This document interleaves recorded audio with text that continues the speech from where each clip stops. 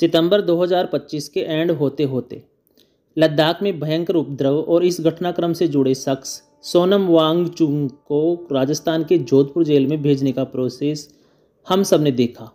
आखिर क्या है लद्दाख के जलने के पीछे की कहानी और कौन है सोनम वांगचुक, जानेंगे इसी वीडियो में। केंद्र शासित प्रदेश लद्दाख में अपनी मांगों को लेकर स्थानीय समुदायों का विरोध प्रदर्शन एक प्रमुख मुद्दा बना हुआ है, जिसने हाल ही में हिंसक रूप ले लिया।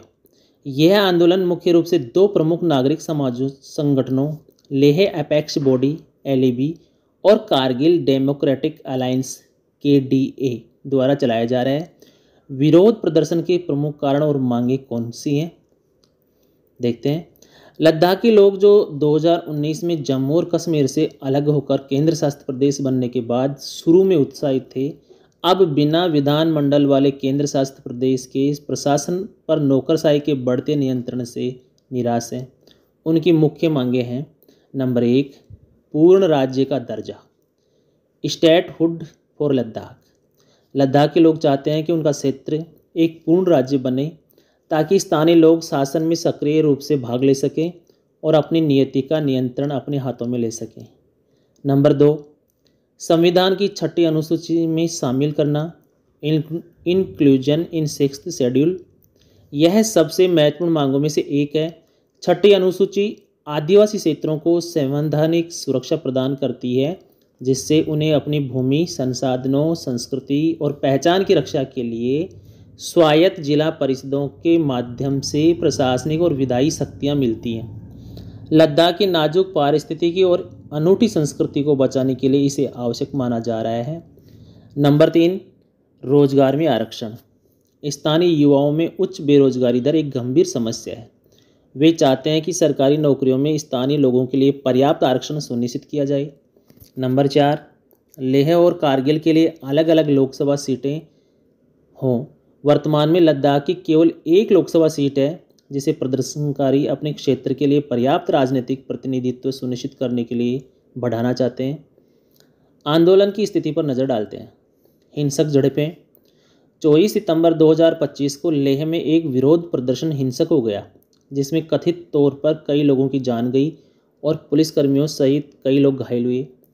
प्रदर्शनकारियों ने संपत्ति को नुकसान पहुंचाया और सत्तारूढ़ दल के कार्यालय पर हमला किया। सोनम वांगचुक का अनशन। शिक्षाविद और जलवायु कार्यकर्ता सोनम वांगचुक, जो इस आंदोलन का प्रमुख चेहरा है, अपनी मांगों के समर्थन में भूख हड़ताल पर थे। हिंसा भड़कने के बाद उन्होंने अपना 15 दिन का अनशन समाप्त कर दिया और युवाओं से शांति बनाए रखने की अपील की। प्रशासनिक कार्रवाई। हिंसा के बाद लेह और कारगिल में कर्फ्यू लगा दिया गया, इंटरनेट सेवाएं धीमी कर दी गई और तनावपूर्ण शांति बनाए रखने के लिए भारी संख्या में पुलिस और अर्धसैनिक बलों को तैनात किया गया। कई प्रदर्शनकारियों को गिरफ्तार भी किया गया। केंद्र सरकार का क्या रुख है, ये जानते हैं अब। केंद्र सरकार ने इस हिंसा के लिए सोनम वांगचुक के भड़काऊ बयानों को जिम्मेदार ठहराया है, जबकि प्रदर्शनकारियों के नेताओं ने आरोपों से इनकार किया है। सरकार का कहना है कि वह लद्दाख के लोगों की आकांक्षाओं के प्रति प्रतिबद्ध है और उच्च शक्ति समिति के माध्यम से वार्ता चल रही है। हालांकि प्रदर्शनकारियों का आरोप है कि सरकार उनकी मुख्य मांगों, विशेषकर 6ठी अनुसूची के दर्जे को लेकर गंभीर नहीं है।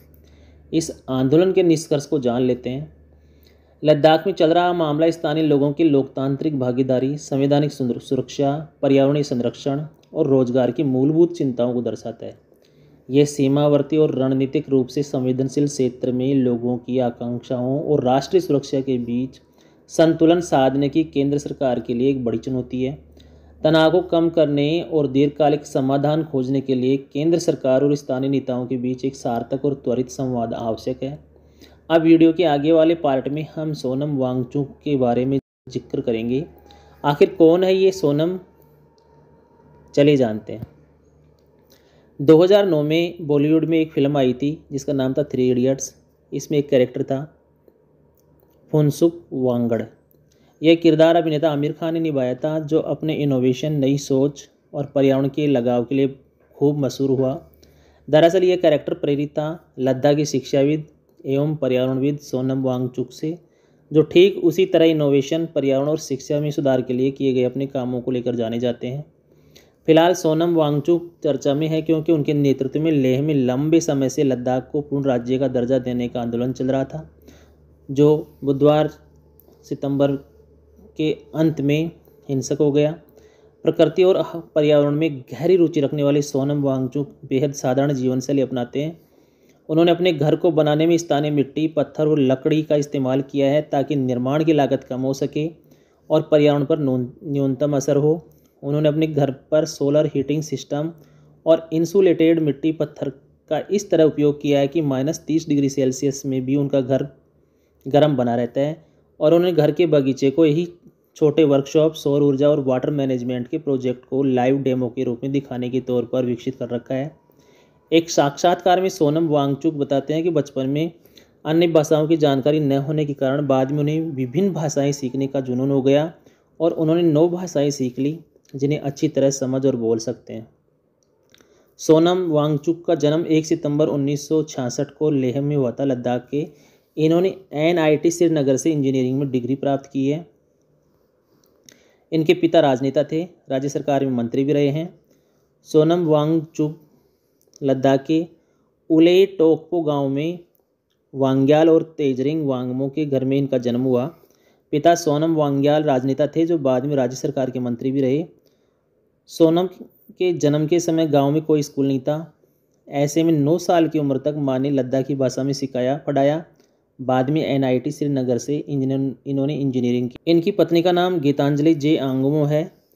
इनकी पत्नी एंटरप्रेन्योर और शिक्षाविद है। उन्हें लोग प्यार से गीतांजलि जेबी भी कहते हैं। उन्होंने कैरियर की शुरुआत international development and sustainable living के क्षेत्र में की थी। दोनों ने मिलकर लद्दाख में Himalayan institute of alternatives HILL की स्थापना की है। सोनम को 2018 में रेमन मैग्सेसे सम्मान भी मिला है। भीषण सर्दियों में पानी की उपलब्धता के लिए करीब 30 फीट ऊंचे आइस स्तूप नाम की संरचनाएं विकसित की है। इनमें माइनस तापमान में भी कई महीनों तक पानी उपलब्ध रहता है जो खेती में काम आता है। 2018 में महत्वपूर्ण अंतर्राष्ट्रीय सम्मान रेमन मैग्सेसे मिल चुका है सोनम को।